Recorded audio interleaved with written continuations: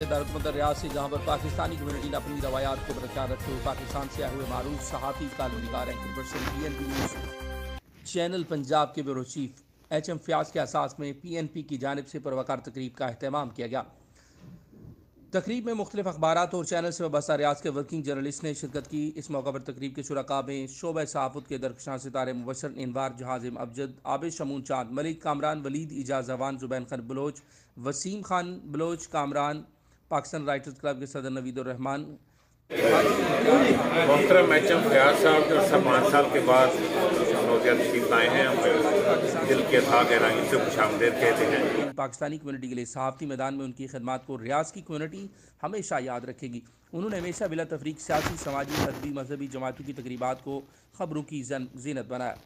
तकरीब से खिताब करते हुए एंकर HM फयाज ने कहा कि PNP न्यूज़ चैनल की मैनेजमेंट का शुक्रिया अदा करता हूँ कि 5 साल बाद सऊदी अरब की सरजमीन पर कदम रखते ही एहसास पैदा हुआ हकीकी मानों में सऊदी अरब की तरक्की। खादमिन हरमैन शरीफन शाह सलमान बिन अब्दुल अजीज़ और क्राउन प्रिंस मोहम्मद बिन सलमान का अपनी आवाम से मोहब्बत का मुँह बोलता सबूत है। HM फयाज का कहना था कि 5 साल पहले सऊदी अरब और 2030 के सऊदी अरब में ज़मीन आसमान का फ़र्क है। तकरीब के इख्तिताम पर PNP न्यूज़ की जानिब से एंकर पर से HM फयाज की बेहतरीन सहाफ़ती खिदमात पर उनको आज़ादी शील्ड से नवाजा भी गया। मज़ीद आप जानिए यहाँ पे मौजूद नुमाइंदगान की ज़ुबानी।